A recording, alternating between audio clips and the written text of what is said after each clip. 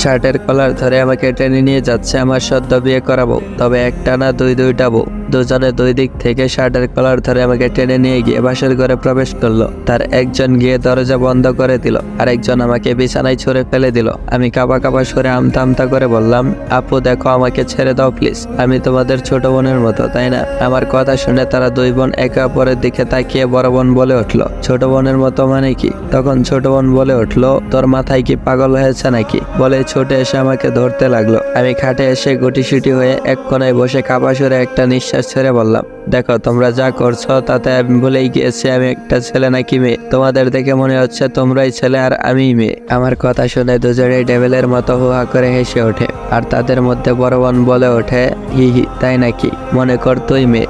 তখন ছোট বোন বলে, আর আমরা হলাম ছেলে, আর আজকে আমরা দুজন মিলে তোর সতীত্ব হরণ করব। এটা বলেই হি হি করে হেসে ওঠে। ওদের কথা আর হাসি দেখে আমার গলা শুকিয়ে কাঠ হয়ে গেল। ওরা যেই আমাকে ধরে কিস করতে যাবে তখনই আমি বলে উঠি, আপু আমি পানি খাবো। দুজনেই একে অপরের দিকে তাকিয়ে একজন গিয়ে আমাকে পানি দেয়। আমি উঠে বসে পানি খেতে থাকি। পানি খাওয়া শেষ, ইচ্ছে করে নিজের গায়ে পানি ঢেলে দিই। তারপর ফ্রেশ হবো বলে ওয়াশরুমে চলে যাই। এখন ফ্রেশ হতে হতে চলুন আপনাদেরকে আমার কাহিনীটা বলি। আমি কে আর এসব কি হচ্ছে তাও আপনাদেরকে বলি, কেমন?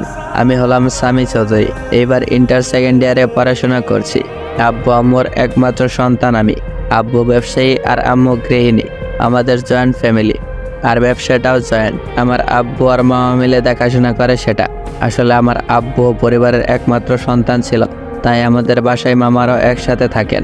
আব্বু আম্মু মামা মামি আর দাদা দাদি মিলে, আর আমার মামাতো দুই বোন একসাথে আমাদের জয়েন্ট ফ্যামিলি। আর আমার দুই বউ আমার সম্পর্কে মামাতো বোন হয়। আমার একমাত্র মামার দুই মেয়ে ওরা, তারা দুজন যমজ বোন, এক সেকেন্ডের ছোট বড় তারা।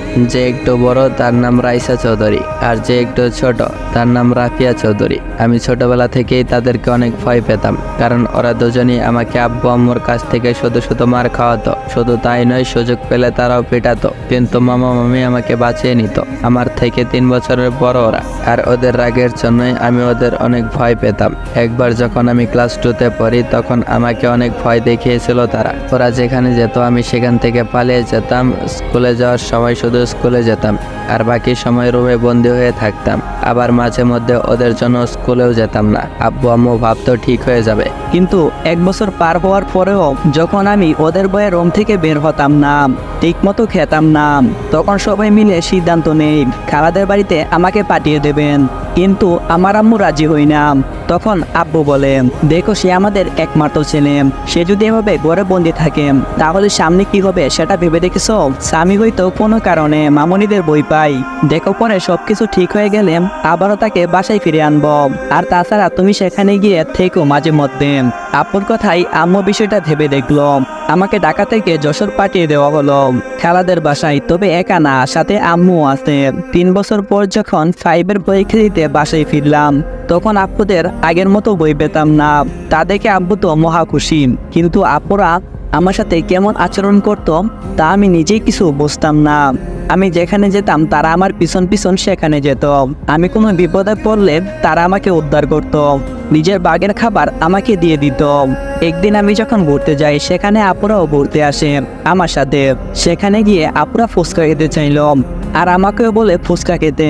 তাই আমাকে রাজি হতে হলো ইচ্ছা না থাকা সত্ত্বেও। পিয়ার করার 2 প্লেট জাল ফুচকা অর্ডার দিয়ে আমি বেঞ্চে গিয়ে বসে পড়লাম। আমি মাঝখানে, আপু দুইটা দুই পাশে। আপুরা হাতে ফুচকা নিয়ে দুইজনে আমার সামনে ফুচকা তুলে বলে, আ করো বাবু। আমি একজনের হাত থেকে ফুচকা মুখে নিয়ে বুঝতে পারলাম অনেক জাল হয়েছে। তারপর আবার আরেকজনে দিল। বিশ্বাস করেন রাসেল ভাই, আমি তখন চিল্লিয়ে চিল্লিয়ে বলতে লাগলাম, আমি ফুচকা খাবো না। ফুচকাওয়ালা মামাকে পানি দিতে বললাম, ফুচকাওয়ালা মামা বললো পানি শেষ, দাঁড়াও আমি যাইতাছি নিয়ে আইতাছি। এদিকে আমি চিল্লাইতাছি, তখন তারা কি করবে ভেবে পাচ্ছে না। ঠিক তখন রাইসা আপু আমার ঠোঁট জোড়া দখল করে নিয়ে সিনেমায় যেমন করে তেমন করতে লাগলো। ঠিক 5 মিনিট পর রাইসা আপু আমার ঠোঁট জোড়া দখল করে নিল ঠিক সিনেমার মতো। 5 মিনিট পর আমাকে ছেড়ে দিয়ে বলে, কিরে এবার জাল কমছে তো? আমি হাঁপাইতে হাঁপাইতে বলি, হ্যাঁ কমছে, কিন্তু তুমি এটা কি করলেন? এটা তো পচা কাজ বলে আমি রাফিয়া আপুর দিকে যেতে লাগলাম। রাফিয়া আপু তখন করুণভাবে বলল, তোর সাথে কথা নেই স্বামী, তুই রাস্তার কাছ থেকে ফুচকা খেলি, আমারটা খেলি না কেন?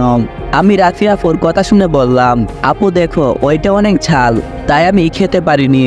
তখন রাফিয়া আপু বলল, তুই আমার হাত থেকে ফুচকা খেলে আমি তোকে আইসক্রিম কিনে খাওয়াবো। আইসক্রিমের কথা শুনে আমি ফুচকাটা মুখে নিলাম, কারণ আইসক্রিম আমার অনেক পছন্দের। আর ফুচকাটা মুখে নিতেই আমি বললাম, ও মাগো মরে গেলাম, ঝাল ঝাল পানি পানি।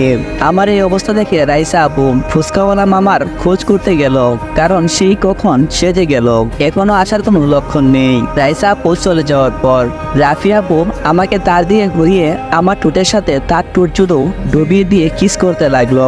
একটু পর রাইসা আপু চলে আসলো আর এসে দেখে এই অবস্থা। কিন্তু আশ্চর্যের বিষয় হলো, সে এগুলো দেখে কোনো কিছু না বলে বেঞ্চে বসে পড়ল। রাফিয়া আপু আমাকে প্রায় 7 মিনিট পর ছাড়লো। আমি হাঁপাতে হাঁপাতে বললাম, রাফিয়া আপু তুমিও বোঝা, তোমরা দুইজনে আমার সাথে এটা কি করলে? আমার ঠোঁট জ্বলছে।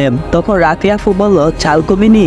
আমি মাথা দাঁড়িয়ে হ্যাঁ বললাম। তখন ফুচকাওয়ালা মামা এলো একটা পানি ভর্তি কলসি নিয়ে। এসে দেখে আমি স্বাভাবিক, সবকিছু শান্ত। ফুচকাওয়ালা মামাকে দেখে রাইসা আপু বলল, কি ব্যাপার মামা, সেই কখন পানি আনতে গেলে আর এতক্ষণ পর আসলে? তখন ফুচকাওয়ালা বলল, কাছাকাছি কোথাও পানি নেই, তাই একটু দূরে যেতে হয়েছিল। বাজারের সামনে একটা ব্রিজ আছে, সেখান থেকে আনতে হয়েছে। রাইসা আপু বলল, ও আচ্ছা, ওইটা তো অনেক দূরে। ফুচকাওয়ালা বলল, মামা। আমরা আর কোনো কিছু না বলে ফুচকার টাকা দিয়ে সেখান থেকে চলে আসি। এরপর তারা দুইজনে আমাকে আইসক্রিম কিনে দেয়। আমি আইসক্রিম তাদের থেকে নিয়ে একটু দূরে দূরে থাকছি। তারপর আইসক্রিম খেতে খেতে বাসায় চলে আসি। এরপর থেকে আপনাদের দেখলেই বই পেতাম, মনে হয় এই বুঝি কিস করতে আসলো। আর কুটকুট করে ইঁদুরের মতো কামড়িয়ে যদি আমার ঠোঁটগুলো চেয়ে ফেলে তখন আমার কি হবে? এটা ভেবে আমি তাদের সামনে যাই না। আব্বু আম্মু বুঝতে পেরে যায় যে আমি কোনো একটা কারণে আপনাদেরকে বই পাচ্ছি। তাই বাড়ির সবাই আপনাদেরকে জিজ্ঞাসা করে আমার সাথে তারা কি করছে। জবাবে তারা বলে, রাইসা বলল, তেমন কোনো কিছু না, আসলে একটা কুকুরের বাচ্চা ধরে ওর সামনে এনেছিলাম, তা দেখে ও বই পেয়ে গেল। রাফিয়া বলল, আসলে স্বামী অনেকটাই ভীত, আইসক্রিম খেতে গিয়েছিল, ঠিক তখনই কুকুরের বাচ্চা ওর সামনে ধরাতে অনেকটাই বই পেয়ে যায়। কেউ ওদেরকে আর কোনো কিছু না বলে সবাই সেখান থেকে চলে যায়। আমি শুয়ে আসছি। তখন দাদিমা আমার কাছে এসে আমার মাথায় হাত বলে দিতে দিতে বলে, দাদু ভাই তুমি রাইসা আর রাফিয়াকে কেন বই পাচ্ছ? আমি তখন অনেকটাই ছোট, তেমন কোনো কিছু বুঝতাম না। দাদিমার কোলে শুয়ে শুয়ে ফুচকা থেকে শুরু করে কিস করা সব গরুরা তাকে বলে দিলাম। সবাই আমার কাছ থেকে এমন কথা শুনে হাফ হয়ে আছে। সবাই বেশ অবাক হয়ে আছে, কেননা তাদের আদরের মেয়েগুলো তাদেরকে মিথ্যা কথা বলতে এত নিখুঁতভাবে বলছে যে কেউ ধরতেই পারেনি। দাদু ভাই তো তাদের উপর অনেকটাই খেপে গিয়েছে। কেউ কোনো কিছু না বলে বাহিরে চলে যায়। ড্রয়িং রুমে বসে বসে তারা আলোচনা করছে। দাদিমা রাইসা আর রাফিয়াকে ডেকে আনলো। আপুরা ড্রয়িং রুমে প্রবেশ করলো। দাদু ভাই তাদেরকে জিজ্ঞাসা করলো, স্বামীকে কিস করছো কেন? আর আমাদের মিথ্যা কথা কেন বললাম? তোমাদের এই শিক্ষা দিয়েছি আমরা। আপুরা কাউকে কোনো কিছু ভয় না পেলেও দাদুকে অনেকটাই ভয় পায়, তাই তারা ভয়ে ভয়ে। রাইসা আপু বলে, সরি দাদু ভাই, আসলে আমরা ভয় পেয়ে গিয়েছিলাম, তাই মিথ্যা বলেছি, আমাদেরকে ক্ষমা করে দাও প্লিজ। দাদু ভাই বলল, তোমরা এতটুকু মেয়ে হয়ে ভালোবাসা কি বুঝো? আবেগের বসে এমন কাজ করতে পারলে তোমরা কি করে করলে? রাইসা বলল, দাদু ভাই, আমাদের ভালোবাসার আবেগ না, আমরা সত্যি স্বামীকে অনেক ভালোবাসি। একথা শুনে আবেগের বসে এমন একটা কাজ করতে পারলে তোমরা কি করে করলে? রাইসা বলল, দাদু ভাই, আমাদের ভালোবাসা আবেগ না, আমরা সত্যি স্বামীকে অনেক ভালোবাসি। ওকে আমরা না পেলে আমরা দুইজনের মধ্যে একজনও বাঁচবো না। দাদু ভাই বলল, তোমরা যা বলছো তা ভেবে বলছো তো? রাফিয়া বলল, হ্যাঁ দাদু ভাই, আমরা ভেবেই এই কথাটা বললাম। দাদু ভাই বলল, আচ্ছা, তোমরা যেহেতু ডিসিশন নিয়েছ তাহলে তাই হবে। 3য় বর্ষে ডিগ্রি কমপ্লিট করার পর যদি স্বামীকে তোমরা চাও তাহলে তোমাদের সাথেই স্বামীর বিয়ে হবে। রাইসা বলল, তোমাকে অসংখ্য ধন্যবাদ দাদু ভাই। দাদু ভাই বলল, আচ্ছা ঠিক আছে, কিন্তু তোমরা পরে মানিয়ে নিতে পারবা তো? রাফিয়া বলল, হ্যাঁ দাদু ভাই, আমি মানিয়ে নিতে পারবো, আর আমরাও পারবো। দাদু ভাই বলল, আচ্ছা ঠিক আছে, আমার আর কোনো কিছু বলার নেই, তবে তোমাদের কি কোনো কিছু বলার আছে? সবাইকে এই উদ্দেশ্য করে কথাটা বলল। আপু বলল, না বাবা, আমাদের তেমন কোনো কিছু বলার নাই, আপনার সিদ্ধান্তই আমাদের সিদ্ধান্ত। দাদু ভাই বলল, তবে ঠিক আছে, তবে ততদিন স্বামী ওর খালার বাসায় থাকবে। কেউ কোনো কিছু বলল না, কারণ দাদু ভাইকে বাড়ির সবাই সম্মান করে, তাই তার সকল সিদ্ধান্তই সবাই মেনে চলে। আমাকে আবারও খালাদের বাসায় পাঠানো হলো। আমি সেখানে পড়ালেখা করতে লাগলাম। আমার সমবয়সী খালাতো ভাই ছিল একটা, তাই ভালোই সময় কাটতো আমাদের। তবে আপুদের কিস করার কথা ওই হারামিদের সাথে শেয়ার করার পর থেকে ওই হারামি আমাকে ব্ল্যাকমেল করতো। তাই আমি ওর উপরে রাগ করেছিলাম কিছুদিন পর থেকে আবার তার সাথে কথা বলতাম। কি বা করার থাকতো আমার, কারণ এখানে ও ছাড়া যে আমার কেউ আপন নেই। ওর সাথেই অনেক সময় কাটাই আমি। আর খালাখালুর কথা কি বলবো, আব্বু আম্মুর অভাব যেন তারা বুঝতেই দেয় না। এখানে আমি তাদের সন্তান হয়েই আছি। খালাতো ভাইয়ের সাথে দুষ্টামি ফাজলামো আর পড়ালেখা করে দিনকাল চলে যায়। দেখতে দেখতে স্কুল জীবন শেষ হয়ে গেল আমার। এসএসসি পরীক্ষায় গোল্ডেন এ প্লাস পাইছি আমি। খালাদের বাড়িতে অনেক দিনকাল ভালোই কাটলাম, তাই সিদ্ধান্ত নিলাম বাকি পড়ালেখা বাড়িতে গিয়েই করব। কেউ আর কোনো কিছু করলো না, কারণ আমি অনেক বড় হয়ে গিয়েছি। নিজের ভালো মন্দ বুঝটা আমি এখন বুঝতে শিখেছি। তাই বাড়িতে চলে আসলাম। বাড়িতে এসে আব্বুকে নিয়ে ভর্তি হতে আসলাম আমাদের বাড়ির সবচেয়ে কাছের কলেজে। এরপর আবার বাড়িতে চলে আসলাম। বাড়িতে এসে ডাকিনীদের সামনে পড়লাম, মানে আব্বুদের সামনে পড়লাম, কিন্তু আমাকে কেউ চিনতে পারেনি। প্রথমে একজনকে দেখেছিলাম, সেজন্য পরে আরেকজনকে দেখে চিনতে পারলাম। আপুরা অনেকটাই সুন্দরী হয়ে গেছে আগের চেয়ে। তা না চাইতেও আমি ক্লাস খেলাম। আজকে আমি এই প্রথম কলেজে যাচ্ছি। নতুন কলেজে কেমন লাগতে জানি না, আনন্দ বই টেনশন সব মিলিয়ে একটা মিশ্রী অনুভূতি কাজ করছে আমার মাঝে। আমি যে কলেজে ভর্তি হয়েছি সেই কলেজে আপুরাও পড়াশোনা করে, কিন্তু সেটা আমি জানতাম না। প্রথম দিন কলেজে গিয়েই আমি অবাক হয়ে গিয়েছি, কারণ আপুরা একটা ছেলেকে ধরে উদ্যম মধ্যম খেলাচ্ছে। ছেলেটার নাক মুখ দিয়ে যেন লাল পানি পড়ছে, তবুও তাদের একটু দয়া মায়া হচ্ছে না। আমার মায়া হচ্ছে ছেলেটার প্রতি। আবার বইও করছে আপুদের দিকে তাকিয়ে। জানেন বই কার না করে বলুন, আমারও আছে, তবে দেখি শেষ রক্ষা করতে পারি কিনা। তাই আমি আপুদের দূর থেকে ডাক দিলাম। আপু আপু তোমরা এখানে কি করো? আমার ডাক শুনে আপু আমার দিকে তাকিয়ে হাত থেকে লাঠিটা ফেলে বর্ধ মেয়ের মতো দাঁড়িয়ে একটা মুচকি হাসি দিয়ে বলল, দুইজনেই। আমি বিষয়টা বুঝতে পারলাম, ওরা আমাকে দেখে লাঠি ফেলে দিয়েছে, এভাবে ভদ্র হয়ে গেল। আর সেটা কি কারণে আমি এসব ভাবতেছি, ঠিক তখন রাইসা বলে উঠে, কি হলো সামিন, তুই এখানে কি করছিস? আমি বললাম, আমি তো এই কলেজে নতুন ভর্তি হয়েছি। আমার এই কথা শুনে তারা মুচকি হাসিটা যেন উদাও হয়ে গেল নিমেষেই। সেটা আমি খুব ভালোই বুঝতে পারছি। তাই আমি তাদেরকে বললাম, কি হয়েছে আপু, কোনো সমস্যা কি? আপু বলল, আরে না না, কেন সমস্যা হবে, কোনো সমস্যা নেই, তুই ক্লাসে যা। আমি বললাম, তা তো যাব, কিন্তু আপু তোমরা এই ছেলেটাকে মারছিলে কেন? আর তোমরা এখানে কি করো? রাফিয়া তো বলল, আরে এই কলেজে তো আমরাও পড়ি।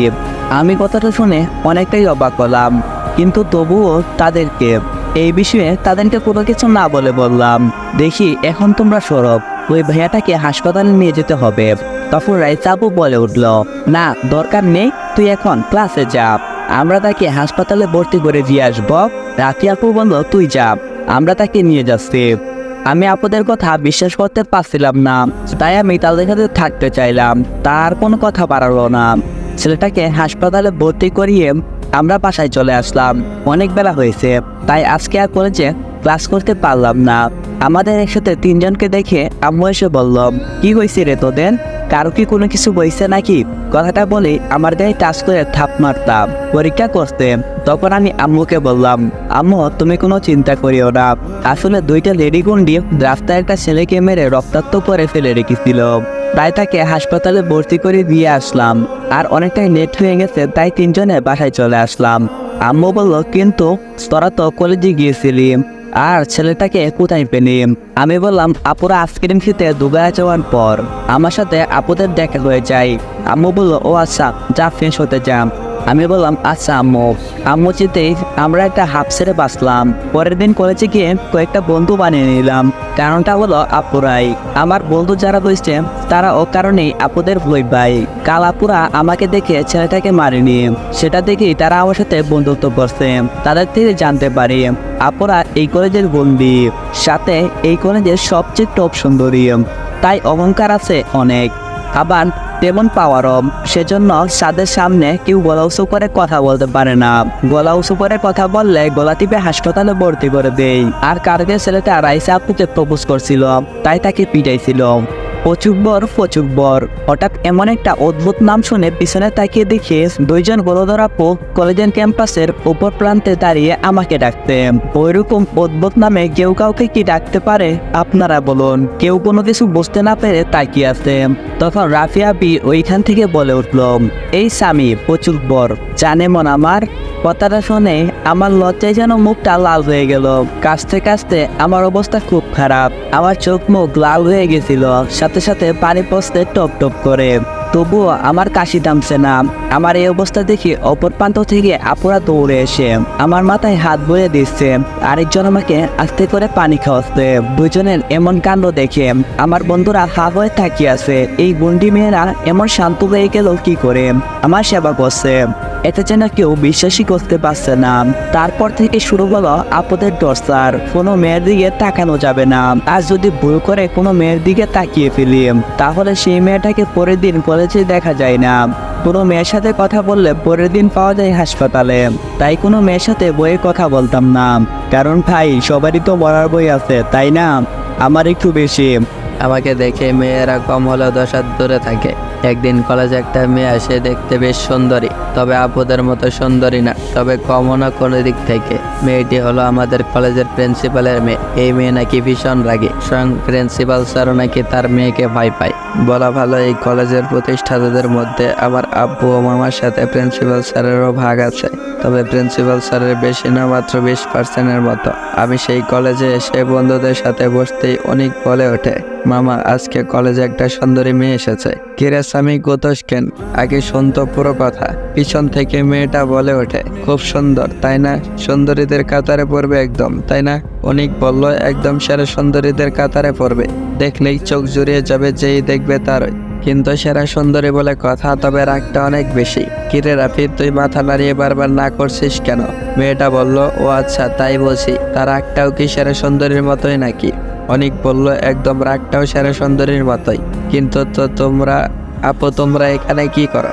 আমি তো স্বামীর সাথে এমনি একটু মজা করছি, হিহি বলে হেসে দিল অনেক। রাইসা বলল, সেটা প্রাস্কেল, এখানে বসে বসে তুই স্বামীর মাথায় এসব ঢোকাচ্ছিস। আপুদের দেখে আমি অনেক আগেই ভয়ে শেষ। অনেককে অনেক বোঝানোর চেষ্টা করেছি, কিন্তু সে বোঝে না। এখন নেট হেলা সামলা। কিন্তু আপুদের এমন গর্জন দেখে আমরা সবাই ভয়ে একে অপরের হাত ধরে দিলাম সেখান থেকে এক দৌড়ে বাসায় এসে পৌঁছেছি, সাথে বন্ধুরাও আছে। সবাই মিলে অনেককে উত্তম মাধ্যম আদর দিয়ে বললাম, শালা যখন যেটা বলতে শুরু করিস সেটা শেষ না করা পর্যন্ত থামতে পারিস না? কোথায় কে বসে বা দাঁড়িয়ে আছে সেটা দেখতে পারিস না? অনেক কাঁদো কাঁদো সুরে বলল, আর কত মারবি আমাকে? আমার ভুল হয়ে গিয়েছে, ক্ষমা করে দে প্লিজ। এরপর আমরা অনেককে ছেড়ে দিয়ে যে যার মতো বাড়িতে চলে আসি। বাসায় এসে রুমে চলে যাই। এসে রুমে গিয়ে ফ্রেশ হয়ে দেখি দাদিমা বিছানায় বসে আছে। আমি দাদিমার কাছে গিয়ে দাদিমার কোলে শুয়ে পড়লাম। দাদিমা বলল, কি হয়েছে আমার ছোট বড়টার? আমি দাদিমাকে জড়িয়ে ধরে বললাম, দাদিমা আপুরা আমার সাথে এমন কেন করে? আমার কোনো মেয়ে বন্ধুর সাথে তারা আমাকে কথা বলতে দেয় না, তারা কেন এমন করে দাদিমা? দাদিমা কিছুক্ষণ চুপ থেকে বলে, দেখো তুমি এখনো অনেক ছোট, তাই তারা চায় না কোনো ভুল পথে চলে যাও তুমি, আর সেজন্য তোমাকে মেয়েদের সাথে মিশতে দিচ্ছে না, বুঝলে? আমি বললাম, তা ঠিক আছে, কিন্তু তারা আমাকে পুচকোবর বলে কেন ডাকে সবার সামনে? দাদিমা কি বলবে ভেবে পায় না। পিছন থেকে দাদুভাই বলে, কিরে তুই আমার বউয়ের কোলে মাথা রেখে শুয়ে আছিস কেন? আমি আরো ভালো করে শুয়ে দাদিমাকে জড়িয়ে ধরে বলি, তোমার একার বউ নাকি? এটা তো আমারও বউ। কেন, সেটা তুমি জানো না নাকি? এটা শুনে দাদুভাই দাদিমাকে উদ্দেশ্য করে বলে, কি গো তুমি আমাকে রেখে আরো একটা বিয়ে করে নিলে? তখন দাদিমাকে কিছু বলতে না দিয়ে আমি বলে উঠি, আরে দাদুভাই বিয়ে করেছি তো কি হয়েছে, এখনো তো বাসর করিনি, এখন তোমার পারমিশন নিয়ে ভাবছি বাসরটাও সেরে ফেলবো। আমার কথা শুনে দাদুভাই রাগি রাগি ভাব নিয়ে বলে, কি বললি শয়তান? দাঁড়া, করাচ্ছি তোকে আমার বউয়ের সাথে বাসর, দাঁড়া। আমাকে আর পাইকে ঝাপাং করে ওঠে, সাপাং করে দিলাম দৌড়। এক দৌড়ে বাড়ির বাইরে চলে আসলাম। দাদুভাইকে সবাই ভয় পেল, আমি ভয় পাই না, কারণ দাদুভাইকে আমি অনেক ভালোবাসি, আর দাদুভাইও সেম, তাই ভয়টা আর কাজ করে না। এদিকে আমি চলে আসার পর দাদিমা দাদুভাইকে বলছে, আর কতদিন রাফির কাছ থেকে এভাবে লুকাবে? ওরও তো একটা মতামতের বিষয় আছে, তাই না? দাদুভাই বলল, তুমি মানুষ চিন্তা ভুল করেছ, স্বামী একদম তোমার মতোই হয়েছে, বড়রা যা বলবে সেটাই করবে সে। দাদিমা বলল, আমি জানি স্বামীর মন পানির মতোই স্বচ্ছ, ওর পবিত্র মনে কোনো কাদা নেই, কিন্তু ওর সেই মনে যদি কখনো কাউকে জায়গা দিয়ে ফেলে, তখন তো রাইসা আর রাফিয়াকে মেনে নিতে পারবে না। স্বামী ধুকে ধুকে বেঁচে থেকেও দিনের পর দিন মরবে। পেছন থেকে রাইসা বলে উঠল, আমরা দুই বোন থাকতে এমন কখনোই হতে দেব না দাদিমা, এইটুকু বিশ্বাস আমাদের উপর রাখতে পারো।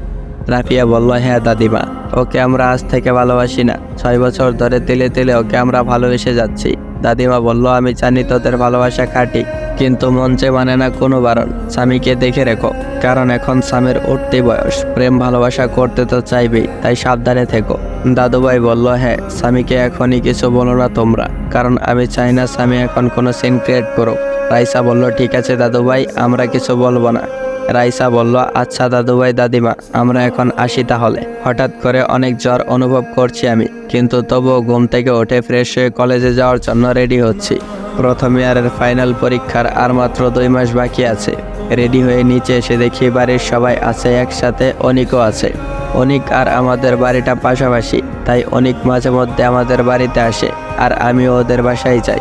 নিচে এসে খেতে বসি সবার সাথে, কিন্তু খাবার মুখে দিতেই পেটের ভিতর কেমন যেন মোচড় দিয়ে সব কিছু বেরিয়ে আসতে চাইছে, তাই মুখ চেপে বেসিংয়ে এসে সব কিছু বের করে দিলাম।